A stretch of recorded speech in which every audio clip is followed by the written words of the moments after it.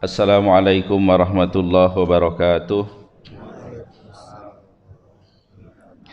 Bismillahirrahmanirrahim. Alhamdulillahil wahidil qahar al-azizil ghafar mukawwiril laili 'alan nahar.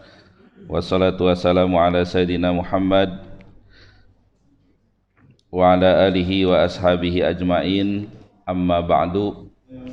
Hadirin jamaah salat subuh rahimakumullah. Alhamdulillah, puji dan syukur kita panjatkan kehadirat Allah Subhanahu wa taala atas karunia nikmatnya kita bisa melaksanakan salat subuh dengan berjamaah. Mudah-mudahan segala amal ibadah yang kita laksanakan senantiasa diterima oleh Allah Subhanahu wa taala. Amin ya rabbal alamin. Salawat dan salam semoga tetap tercurah atas Nabi kita, Nabi besar Muhammad sallallahu alaihi wasallam. Hadirin kaum muslimin rahimakumullah, hari ini bertepatan dengan tanggal 12 Rabiul Awal 1444 Hijriah, di mana tanggal ini merupakan tanggal dilahirkannya Nabi kita, Nabi besar Muhammad sallallahu alaihi wasallam. Salah satu untuk menghormatinya, kalender kita di Indonesia merah ya untuk libur ya, merah untuk libur. Walaupun mungkin di sini ada acara khusus memperingati Maulid Nabi, tidak ada salahnya saya juga ingin mengingatkan kepada kita semuanya dalam rangka mudah-mudahan merupakan bentuk cinta kita kepada Nabi sallallahu alaihi wasallam. Saya ingin mengingatkan, mari kita terus mengevaluasi ittiba kita ya. Sudah sejauh mana kita mengikuti sunnah-sunnah Nabi Muhammad sallallahu alaihi wasallam.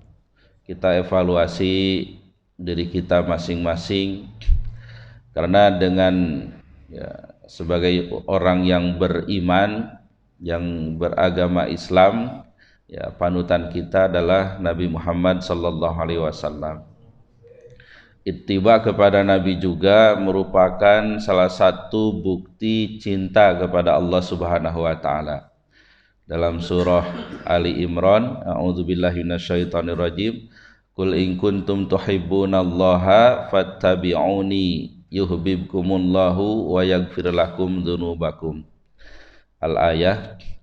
Katakan Muhammad, seandainya kalian semua mencintai Allah, maka ikutilah aku. Maksud aku itu kepada Nabi. Kalau yuhibbukum itu kan akhirnya sukun, yuhibbukum. Itu jawab ya, jawab dari fattabi'uni gitu. Kalau seandainya mengikuti Nabi, yuhibbukumullah, maka Allah akan mencintai kalian, dan wa yaghfir lakum dzunubakum, dan akan mengampuni dosa kalian. Jadi bukti kita cinta kepada Allah itu adalah mengikuti Nabi Muhammad sallallahu alaihi wasallam. Untuk sekedar mengingatkan kita semuanya, setidaknya secara umum ya, mungkin ini sudah diulang-ulang di masjid sini juga, ada 3 ya, kita melihat dalam 3 hal secara umum ya, 3 hal bagaimana perilaku Nabi. Yang pertama, bagaimana perilaku atau kegiatan Nabi atau hablum minallahnya Nabi ya. Jadi hubungan dengan Allahnya seperti apa. Kemudian hablum minannas, hubungan dengan sesama manusia. Kemudian bagaimana Nabi bersifat ya, atau bersikap kepada keluarga. Hadirin kaum muslimin rahimakumullah, ya secara umum kita juga mengevaluasi ya, ada istilah ya, istilah ustadz lain itu, kita ini dengan Nabi bedanya sedikit ya. Kalau kita sholatnya sedikit ya, kalau Nabi sedikit-sedikit sholat gitu. Kita sedikit puasa, kalau Nabi sedikit-sedikit puasa gitu. Ya. Kalau kita sedikit sodakoh, Nabi ya sedikit-sedikit sodakoh. Ya itu udah paham lah gitu. Katanya kita sedikit, Nabi itu sangat-sangat banyak. Nah, yang pertama melihat bagaimana hubungan Nabi dengan Allah Subhanahu wa taala, tentunya ya, yang paling jelas melihat itu dari sholatnya. Sholat ini Bapak Ibu sekalian, hampir tiap pengajian kita diingatkan sholat. Ya, setiap peringatan pun kita diingatkan sholat, apalagi kalau peringatan Isra Mi'raj ya. Bahkan kalau tidak salah kemarin saya bahas tentang munafikin, ya itu sholat juga begitu. Ya, karena memang sebagaimana pernah saya sampaikan di sini, sholat ini merupakan ibadah yang paling pokok dalam Islam. Ya. Sholat itu karroksi fil badan. Ya, sudah saya sampaikan, seperti kepala bagi badan. Ya. Jadi orang tidak ada tangan masih bisa beraktivitas, tidak ada kaki pun masih bisa ke sana kemari. Tapi belum ada cerita orang nggak ada kepalanya jalan-jalan. Nah, itu ibaratnya seperti itu. Itu sholat. Kemudian dah kita tahu semua ya, sholat itu yang pertama kali dihisab, awaluma yuhasabu bihil abdu yaumal qiyamah as-sholah. Ya, yang pertama dihisab hari kiamat itu adalah sholat. Ya, sholat. Ada hadis lainnya itu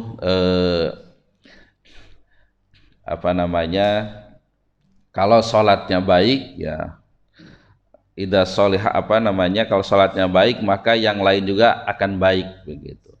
Kalau ada juga hadis itu huwina alaihil hisab, hisabnya akan digampangkan oleh Allah. Kemudian sisi lainnya juga, sholat juga tidak mengenal istitoah, ya, tidak mengenal mampu atau tidak. Selama dia beragama Islam ya harus sholat. Berbeda dengan rukun Islam lainnya, haji bagi yang mampu, zakat juga yang sudah sampai nisab, puasa juga kalau tidak kuat ya bisa diganti dengan fidyah atau qada. Tapi sholat tidak, untuk sholat itu tidak. Ya, sering disampaikan juga ya, kuat berdiri sholat berdiri, kuat duduk sholat sambil duduk, tidak kuat sambil berbaring ya, dengan menggerak-gerakkan anggota, katakanlah tangan gitu. Tidak kuat gerak tangan dengan isyarat mata ya, tidak kuat dengan mata hati ya, tidak kuat hati mati atau disolati ya. Itulah sholat ya. Sholat gambarannya seperti itu. Sehingga Nabi Shallallahu Alaihi Wasallam sangat memperhatikan para sahabatnya dengan sholat ini ya. Pernah juga saya sampaikan hadisnya di sini.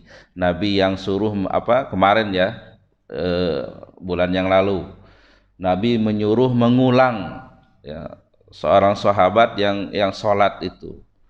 Ya, Nabi sedang berkumpul, ada sahabat yang sholat, kemudian datang kepada Nabi, baca salam, salamnya dijawab, tapi Nabi bersabda, irji fasolli fa innaka lam tusolli, balik lagi, sholat lagi, tadi kamu belum sholat. Ya, sampai akhirnya diajarin ya, yaitu dengan adanya tumak ninah. Ya, menurut para ulama yang tidak ada dari sahabat itu adalah tumak ninah. Ya, karena tumak ninah itu kelihatan. Ya, kelihatan rukunya yang tumak ninah dengan yang tidak itu kelihatan gitu. Artinya bukan Nabi melihat-lihat kesalahan orang begitu. Tapi memang tugas Nabi untuk meluruskan para sahabatnya. Ya, bentuk tarbiyah, bentuk pendidikan. Ya. Nah, kalau kita kan tidak ada yang kompeten. Nah, evaluasi diri kita masing-masing sholat kita. Seandainya Nabi melihat ya gitu, apakah Nabi nyuruh ngulang lagi enggak kepada kita gitu ya, terutama tumak ninah yang kelihatan itu tenang gitu, itu tenang, sujud juga sama begitu. Karena ada saya juga suka melihat gitu, enggak sengaja begitu, sujud baru sampai tangannya, kakinya masih gerak-gerak itu sudah bangun lagi gitu. Atau ruku enggak masih ada gerak-geraknya, udah bangun lagi ya. Nah ini sholat ya, ya. Bagaimananya sholat Nabi ya bisa kita lihat sifat sholat Nabi ya. Kita baca banyak buku-bukunya yang sudah diterjemahkan. Ya bagaimana di situ dirinci ya, mulai takbiratul ihram, tata cara baca Al-Fatihah ya. Sudah sering saya sampaikan ya. Al-Fatihah ya riwayat Ummu Salamah itu yaqtaul ayah, diulang-ulang biar ingat ya. Jadi ayatnya dipotong-potong, tidak diwasol, itu yang utamanya. Walaupun wasol juga boleh ya. Kemudian riwayat Aisyah itu apa namanya, tatwilul huruf ya, hurufnya dipanjangkan gitu, tidak buru-buru ya. Kemudian kalau surat-surat setelah Al-Fatihah ya itu memang banyak sekali riwayatnya. Jadi Nabi tidak terpaku pada suatu surat saja ya, tapi karena berkali-kali sering ya, ada beberapa riwayat katakanlah setelah Jumat kan sabihi sama hal ataka, kemudian subuh Jumat itu as-sajadah dengan ad-dahar ya, itu tuh gambarannya ya. Jadi kalau subuh ya, sehingga para ulama menyimpulkan kalau subuh suratnya itu panjang-panjang, istilahnya itu surah at-tiwal al-mufassal, surah yang panjang-panjang, sehingga setelah selesai sholat sudah kelihatan putih-putih di sebelah timur begitu, saking lamanya itu. Nah, kalau Isya itu yang pertengahan ya, yang pertengahan yang yang menengah ya. Kalau riwayat siapa itu Muaz ya, yang ditegur oleh Nabi itu yang baca Al-Baqarah ketika sholat Isya ya, mungkin kalau di sini udah pada pulang semua ya. Ya di zaman itu ada seorang sahabat yang walk out bahasa sekarang itu dari jamaah gitu. Ketahuan diberitahu ke Muaz ya, Muaz nyebut orang munafik katanya gitu. Ya, kedengaran kan nggak enak jadinya sama sahabat. Akhirnya ngadu kepada Nabi. Dipanggillah Muaz gitu kan. Baca apa? Kenapa kamu gitu? Ya, saya ini siang capek kerja, malam harus sholat panjang seperti itu. Gitu. Dipanggil Muaz, ya. Atakuna fattanan itu kan bahasa hadisnya. Apakah engkau akan menjadi fitnah gitu? Akhirnya diajarin ya, yang pertama itu wasyamsi waduhaha ya, waduha gitu, itu tuh yang pertengahan. Kalau maghrib ya, maghrib yang al-qisor al-mufassal, tapi ukurannya itu dari surat ad-duha sampai at-takasur begitu ya. Jadi tidak yang terlalu pendek juga, karena kuliah sama al-ikhlas itu dalam hadisnya kita baca itu dibaca ba'diyah maghrib dan qobliyah subuh gitu. Bukan berarti ketika sholat pagi, bukan berarti nggak boleh ya, masalah keutamaan ya, karena itu kan baca surat setelah Al-Fatihah itu kan sunnah ya.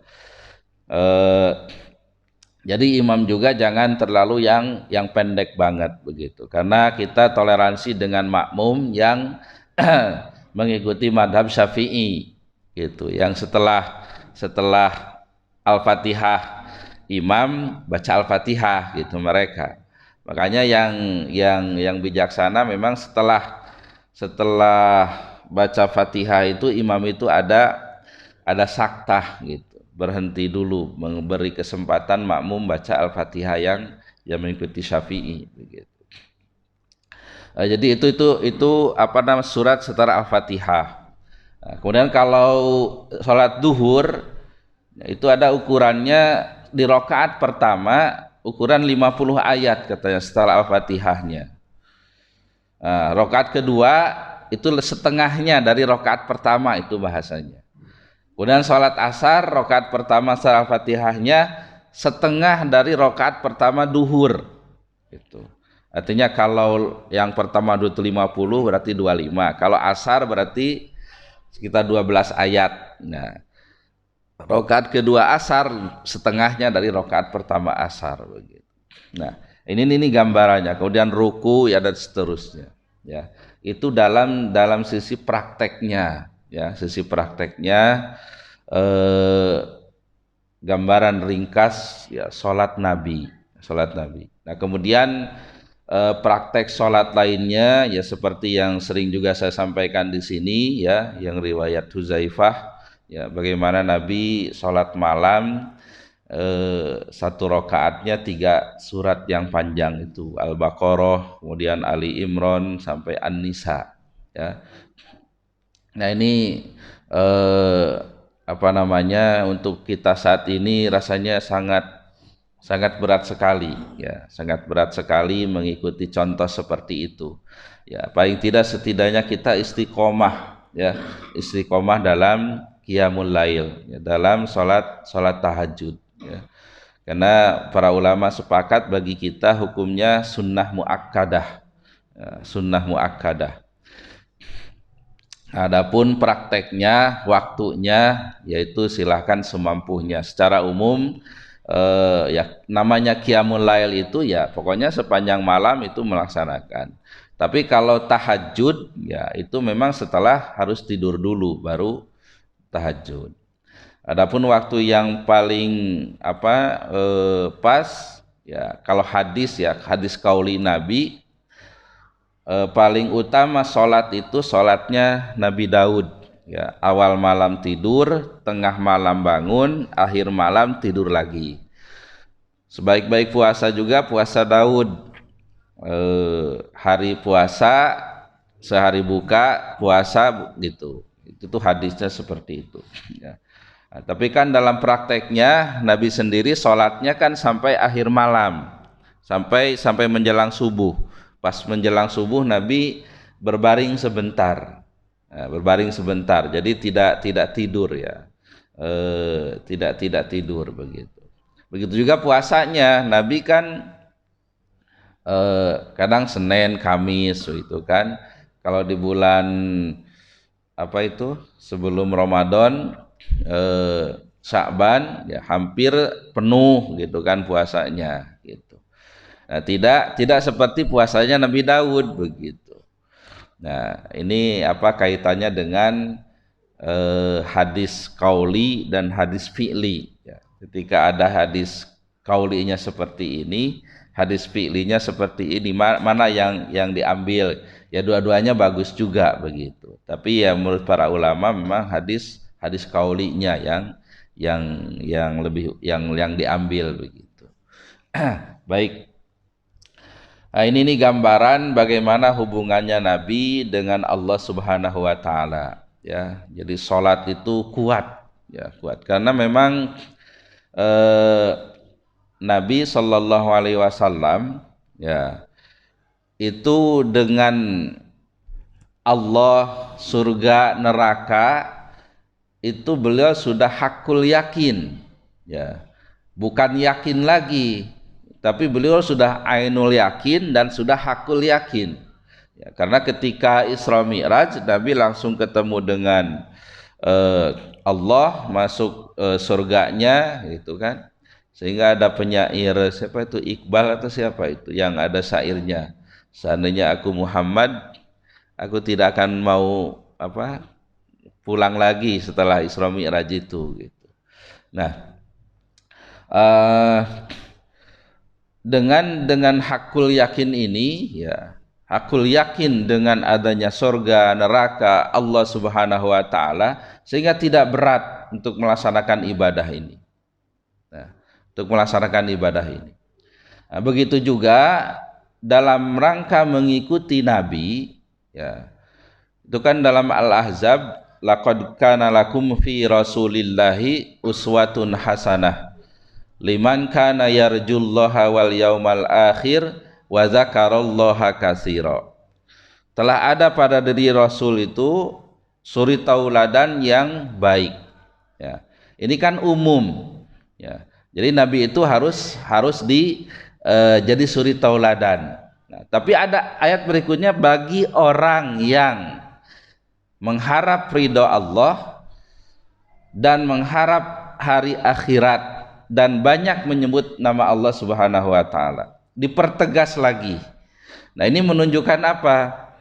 Orang yang betul-betul mengharap ridho Allah, betul-betul mencari akhirat ya, wal yaumal, dan banyak mengingat Allah Subhanahu wa taala, maka mengikuti nabi itu akan mudah gitu. Mengikuti nabi itu akan mudah ya. Katakanlah sholat, dia tidak akan merasa berat sholat itu ya, merasa dia akan ketemu Allah Subhanahu wa taala, ingat akhirat dan sebagainya itu.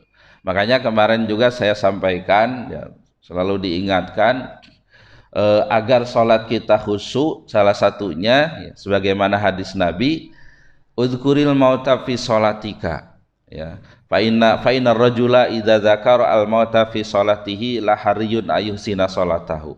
Ingatlah kematian dalam sholatmu, karena kalau orang ingat kematian dalam sholat, dia akan memperbaiki sholatnya itu ya. Jadi dikaitkannya dengan kematian, dengan kematian ya. Kalau ingin semangat beramal, ingat mati begitu, ingat kematian. Nah, jadi orang yang betul-betul mengharap ridho Allah, yakin dengan akhirat, mengharapnya hanya akhirat, orientasinya akhirat, dan banyak menyebut nama Allah, mengikuti Nabi itu akan mudah begitu. Baik, ini yang pertama mengenai masalah hubungannya dengan Allah. Yang kedua hubungannya dengan sesama manusia ya. Kalau dengan para sahabat ya jelas tidak bukan sesuatu yang ya, penggambaran kita ini sangat kurang begitu. Tapi sebagai perbandingan bagaimana sikap Nabi kepada musuhnya sekalipun, kepada yang memusuhi beliau sekalipun begitu. Ya, bagaimana jiwa penolongnya Nabi ya kepada yang tidak beragama Islam begitu. Ya, banyak hadis-hadisnya sangat populer ya, riwayat-riwayatnya. Bagaimana ketika datang ke Madinah ya setelah hijrah itu ya, karena waktu itu belum dikenal gitu. Tapi beritanya ada gitu. Beritanya ada bahwa ke Madinah itu ada nabi yang hijrah. Orang-orang Yahudi nggak percaya begitu.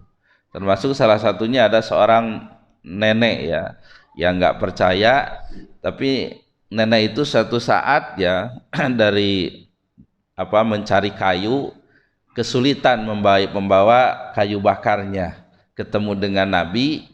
Nenek itu tidak kenal bahwa itu Nabi gitu. Dibantu membawa kayu bakar tersebut sampai ke rumahnya.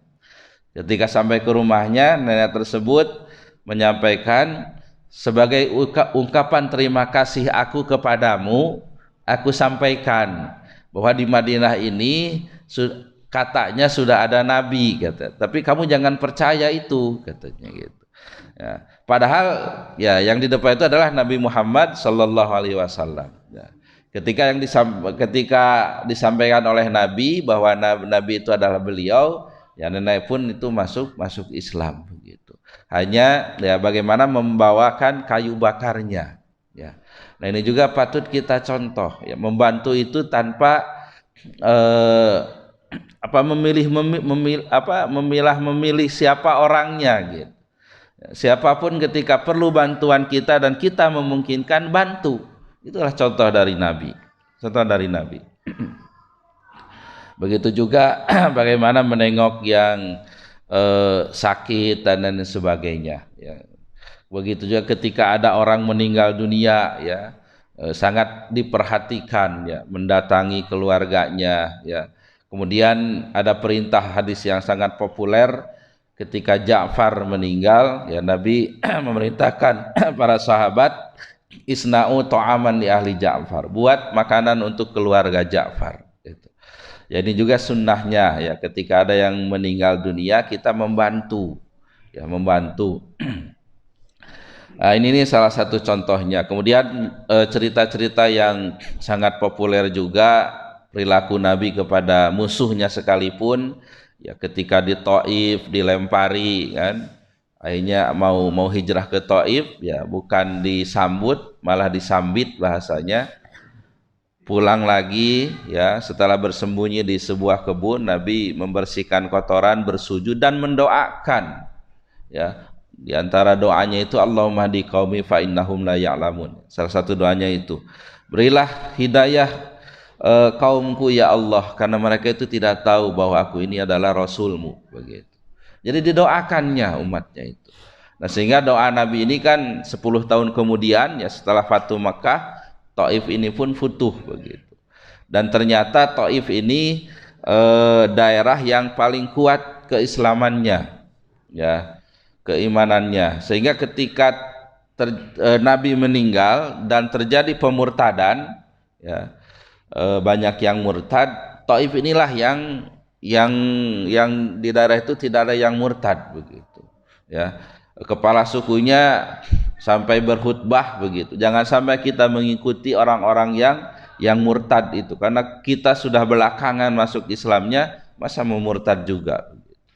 Dan ini diantara berkat doa Nabi, ya, doa Nabi kurang lebih 8 sampai 10 tahun begitu.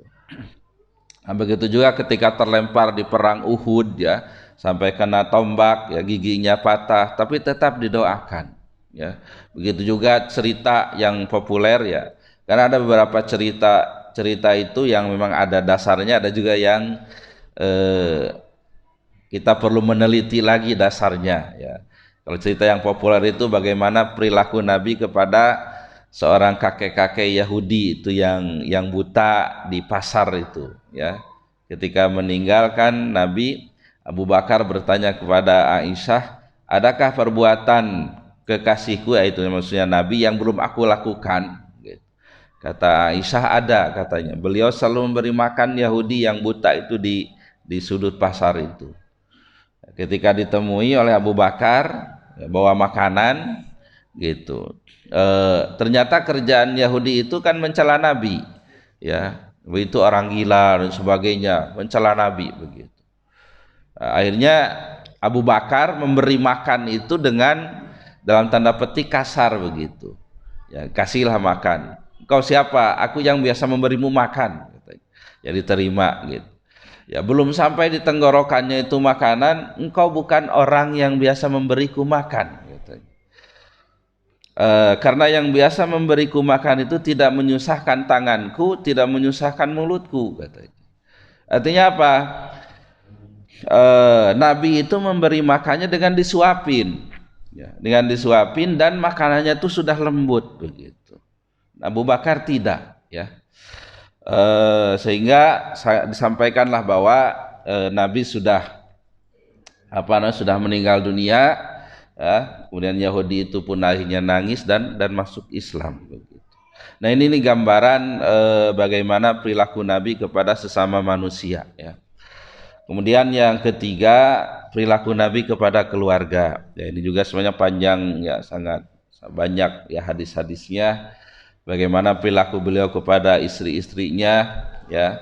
Panggilan pun ada hadisnya itu, ya Aish, ya, hada Jibril yukri'uki salam, gitu kan. Wahai Aisyah, ini Jibril menyampaikan.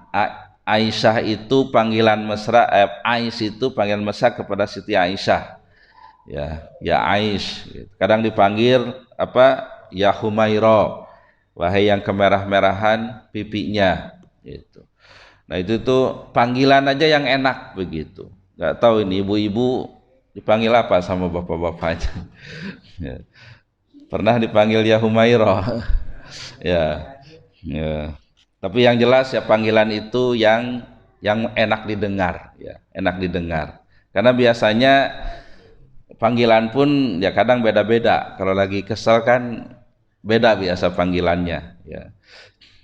Karena kalau saya suka melihatnya itu katakanlah karena banyak yang bercerai begitu, ada dua-duanya di situ, buku nikahnya satu gitu, mana satu lagi gitu.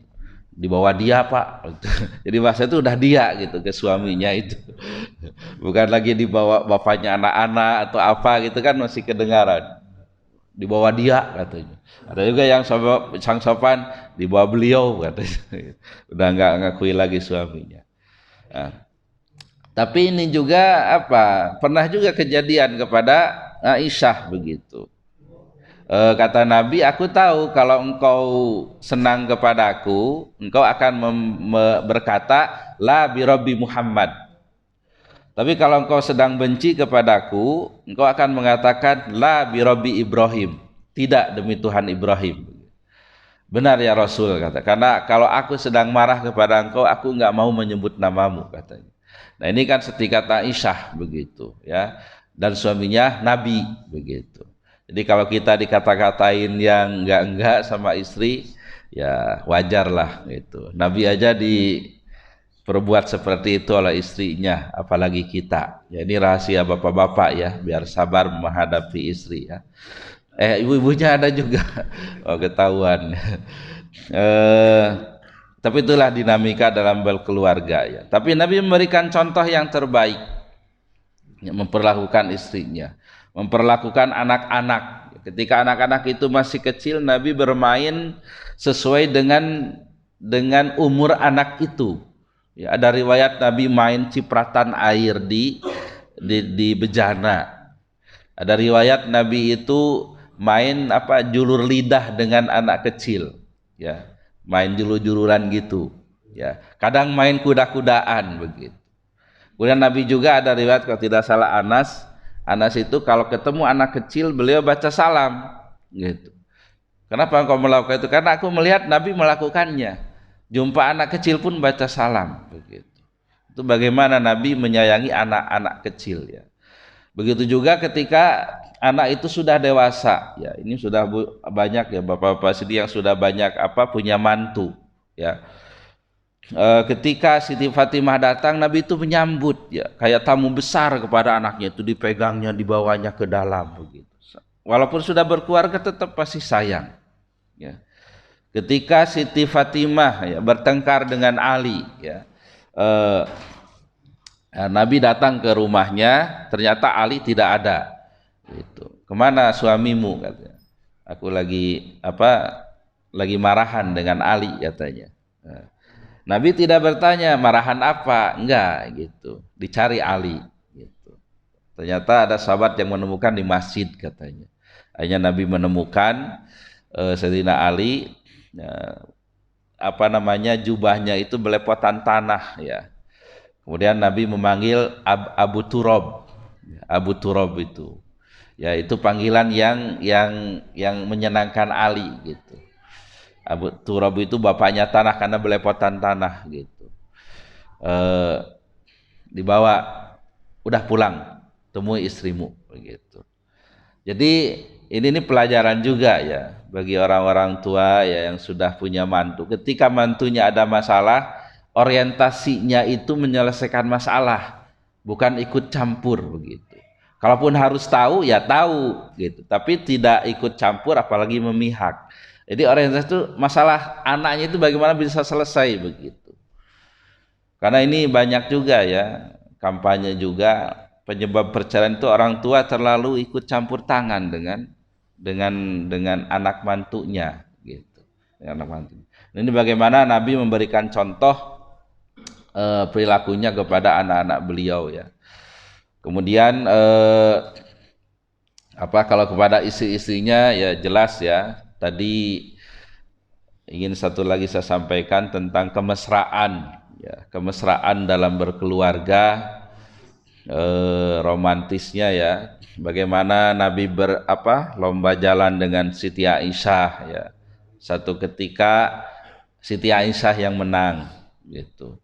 Ternyata ketika lain Nabi yang menang dan Nabi mengatakan ini untuk bayar kekalahanku dulu gitu. Ya. Kemudian bagaimana ada riwayat Aisyah ketika aku haid aku minum katanya. Kemudian Nabi ngambil gelas itu dan meminum di bekas bibirku katanya. Gitu. Jadi coba membangun kemesraan itu minum segelas berdua. Pernah enggak atau sudah bosan?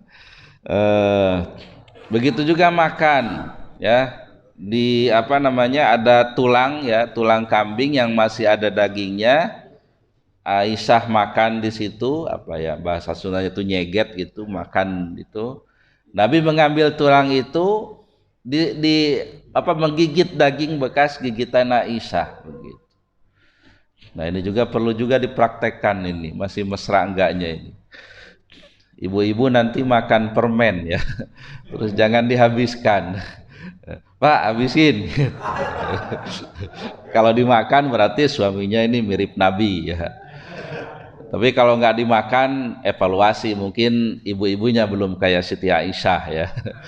Ya, begitu juga mandi berdua itu ada hadisnya begitu. Karena memang eh, kemesraan itu harus dibangun, harus dibentuk begitu. Ya, saya lupa di sini apa di mana udah menyampaikan surah apa Ar-Rum ayat 21 itu. A'udzubillahi minasyaitonirrajim. Wa min ayatihi an khalaqalakum min anfusikum azwajan litaskunu ilaiha wa ja'ala bainakum mawaddata wa rahmah. Al-ayah. Di antara tanda-tanda kebesaran Allah, Allah menciptakan untukmu itu pasanganmu ya, dari jenismu, litaskunu ilaiha. Nah, ini khitabnya ini kan kepada laki-laki, supaya kalian laki-laki itu tenang. Nah, ini di bahasa Al-Quran ya. Jadi tenang dengan pasangan itu. Nah, menggunakannya kholako. Nah, kemudian disusul dengan waja'ala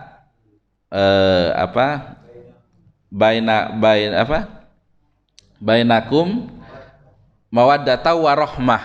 Nah, untuk mawaddah warohmah menggunakan ja'ala gitu. Nah, kalau litas kunu sakan itu kholako gitu.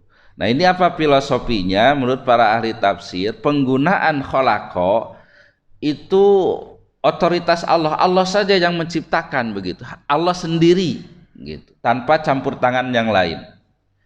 Tapi kalau ja'ala, selain memang Allah sendiri yang menciptakannya, itu ada campur tangan manusia itu sendiri gitu. Untuk sakinah, ketenangan ketika orang menikah ya, suami itu kan laki-laki ya, yang masih normal begitu, itu kan ada hormon testosteron itu, yang testosteron yang menghasilkan sperma. Nah, itu kan itu harus dikeluarkan begitu. Dan kalau tidak dikeluarkan, itu bawaannya tidak tenang. Ya, tidak tenang. Bawaannya itu panas begitu. Nah, makanya ada lagu Bujangan Rhoma Irama itu kan, tidurnya sendirian. Mata melotot, pikiran melayang begitu. Nah, itu disalurkan dengan yang boleh dengan punya istri. Ketika tersalurkan tenang gitu. Udah otomatis langsung tenang begitu. Nah, tapi kalau cinta kasih ya, cinta kasih kemesraan itu ada peran orang tersebut. Ya, ketika tidak dibangun cinta kasihnya ya tidak ada. Makanya banyak orang yang bercerai gitu. Karena sudah tidak ada lagi mawaddah warahmah gitu. Tidak lagi mawaddah warahmah. Gitu. Baik.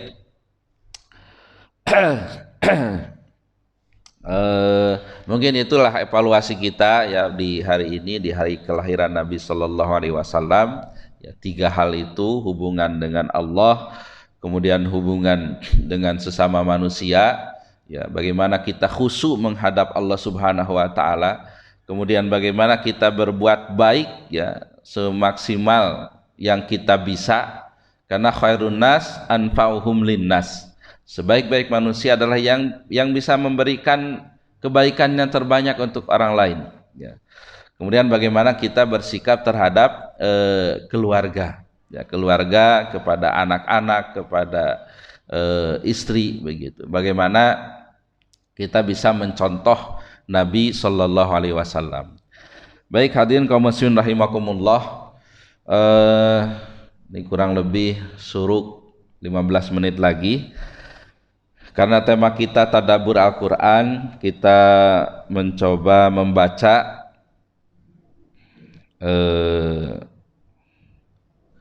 sedikit saja. Kalau tidak salah kemarin sudah pembagian sifat manusia di awal surah Al-Baqarah itu ya. Jadi orang yang beriman, kemudian orang kafir dan orang munafik ya. Kemarin sudah dibahas ya panjang lebar, termasuk bahasa ya, atau istilah itu nomenklatur yang dipakai itu kafir. Ya, kafir itu ada dua, ada musyrik, ada ahlul kitab. Nah, tapi kalau di sini menggunakannya kafir, karena perbedaan antara musyrik dan ahlul kitab ini akan terlihat nanti di hukum perkawinan. Ya, kalau untuk masalah perkawinan tidak boleh menikahi orang musyrik, ya. Tapi di surah Al-Maidah ayat 5 boleh menikahi ahlul kitab. Gitu. Baik, itu sudah kita bahas. Bismillahirrahmanirrahim. Tajaribul istikhlaf fil ard.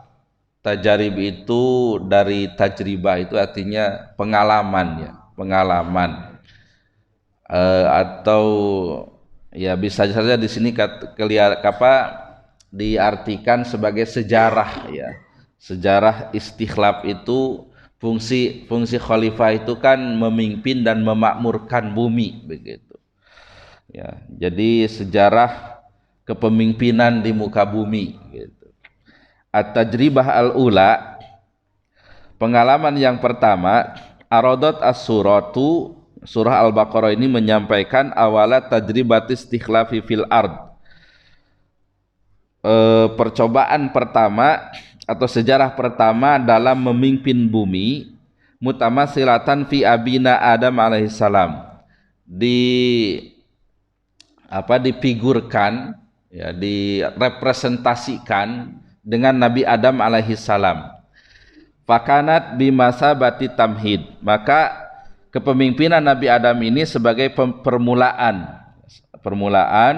Wa min khilali hadhihi tajribah, dari percobaan ini tubayyinu lana al ayatu, ayat-ayat dalam surah Al-Baqarah itu menjelaskan kepada kita ada wata iblisa, permusuhan iblis, al-qadimati, yang terdahulu, wa annahu la yaddakhiru waqtan, dan iblis itu tidak menyimpan.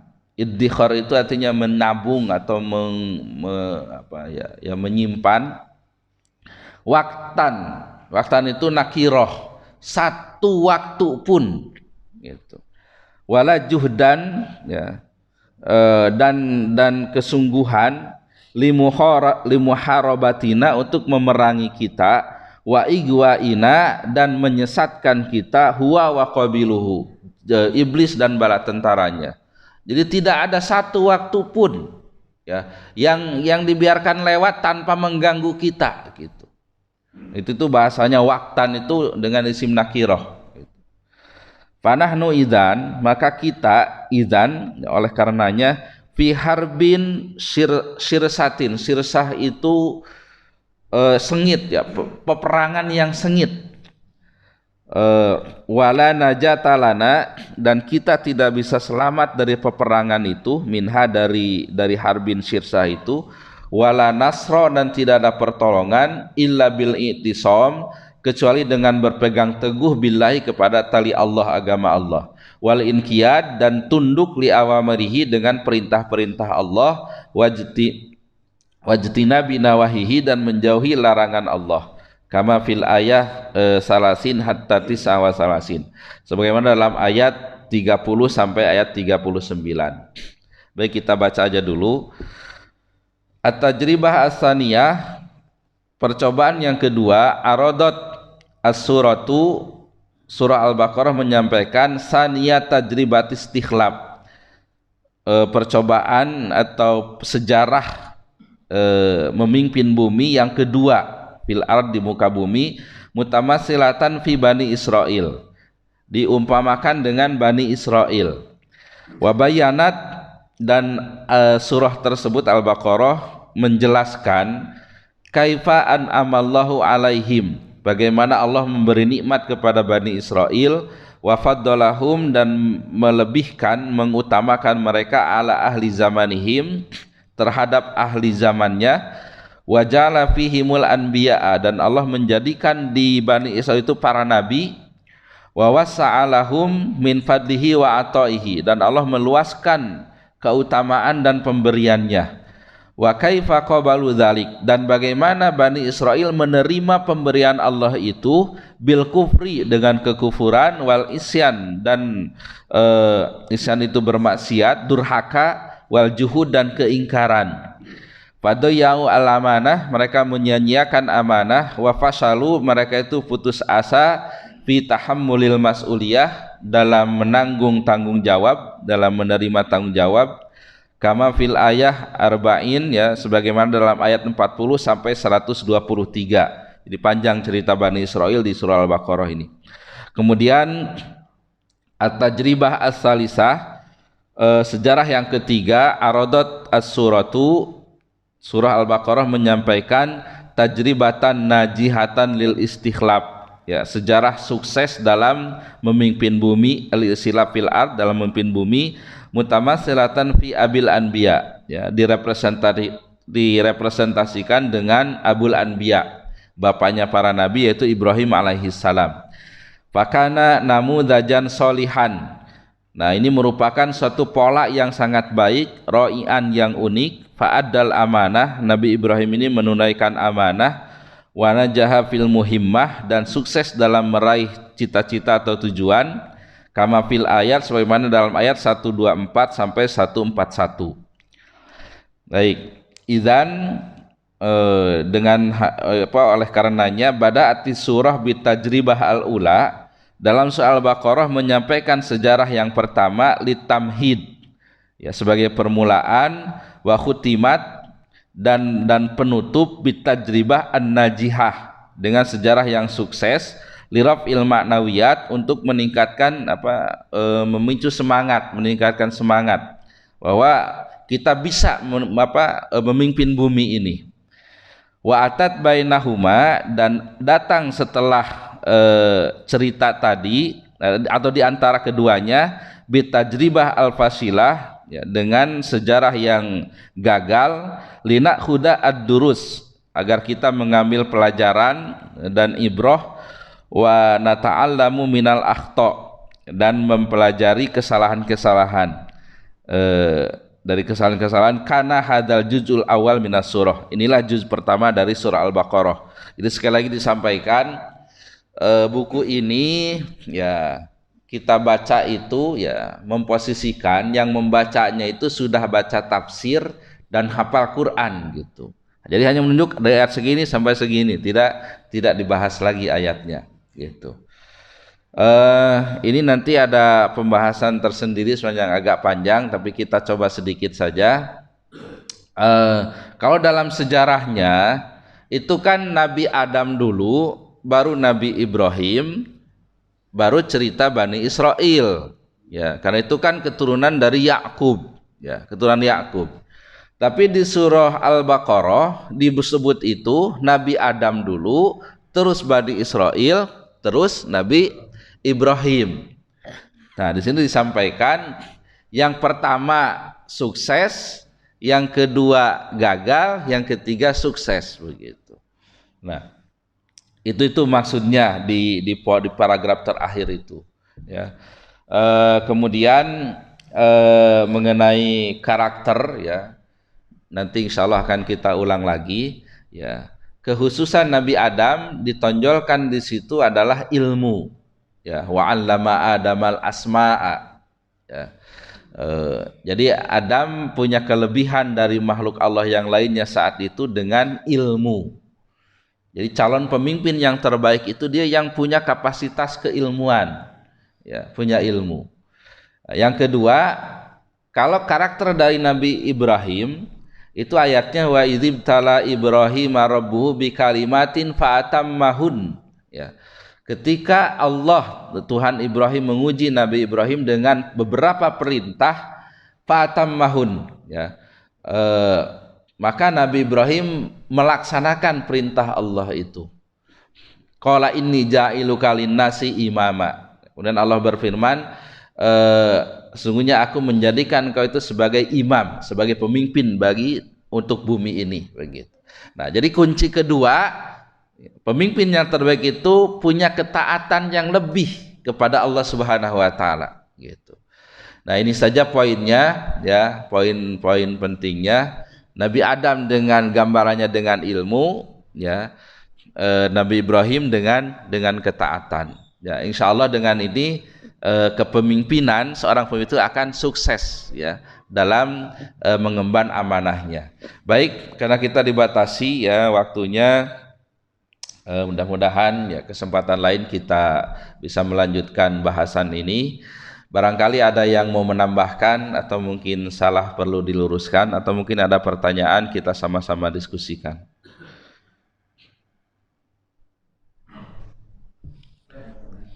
Ya.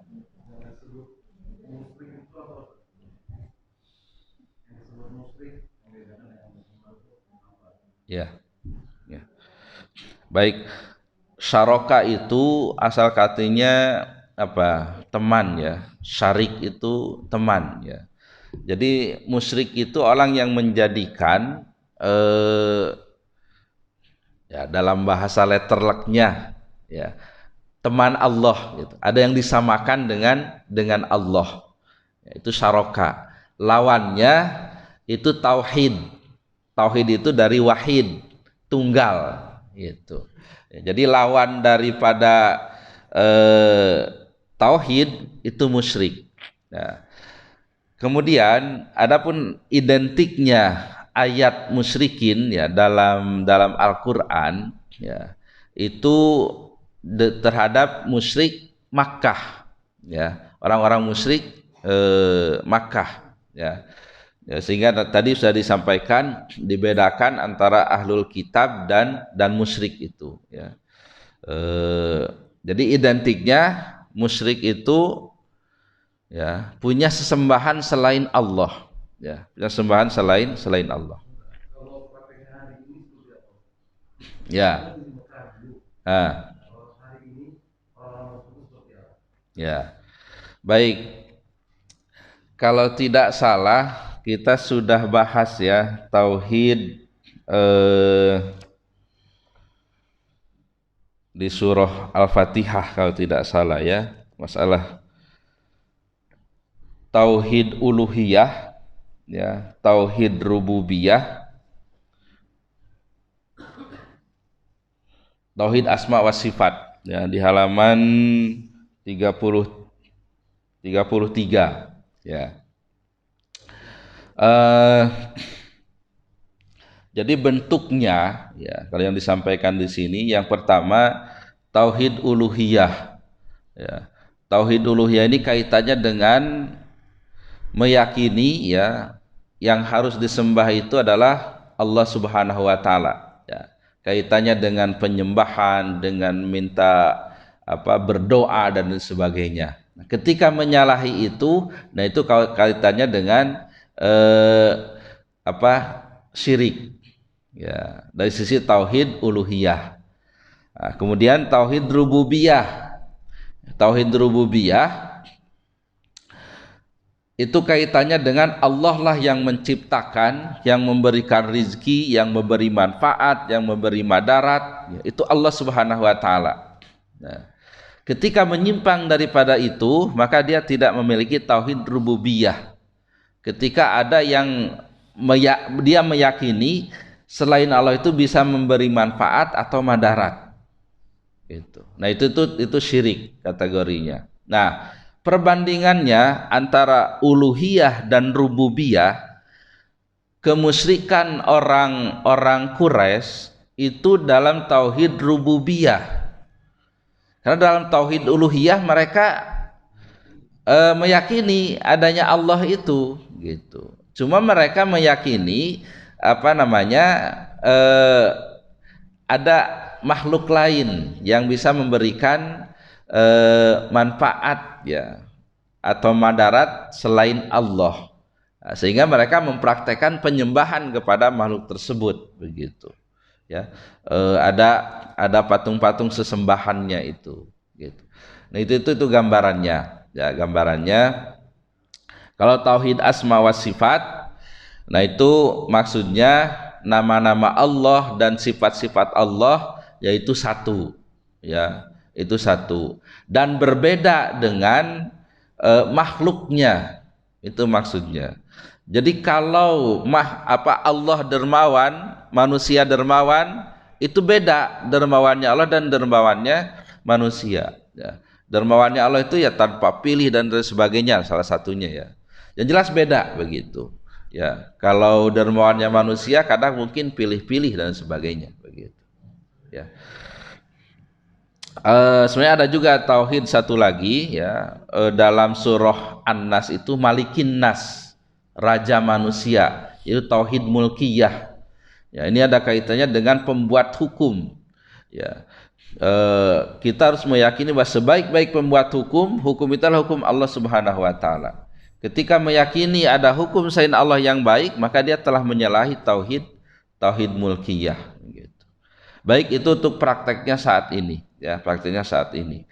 Makanya kita kemarin sudah kita bahas ya, dalam uluhiyah, rububiyah, asma wa sifat dan mulkiyah ini kita harus betul-betul komitmen ya, supaya kita tidak tergelincir kepada kemusyrikan gitu. Oh Ibu ya silahkan. Waalaikumsalam.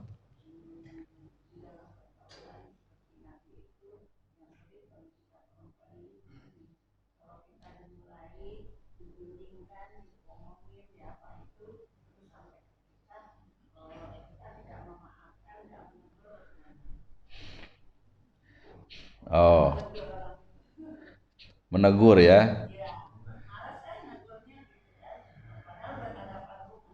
Oh ya. Ya. Ya itulah beratnya mengikuti Nabi itu ya. Mungkin kita ada tetangga yang ngomongin, ada yang berarti tidak baik begitu. Nah, kalau Nabi itu ya gimana cerita Nabi yang diludahin. Nah, ternyata yang meludahinnya sakit. Ternyata Nabi yang pertama kali menolong, menjenguk. Ya. Jadi bagaimana kita menunjukkan sikap baik kita kepada orang ya dalam dakwah, supaya dengan sikap baik kita orang itu berubah gitu. Jangan justru malah kita membalas dengan permusuhan lagi.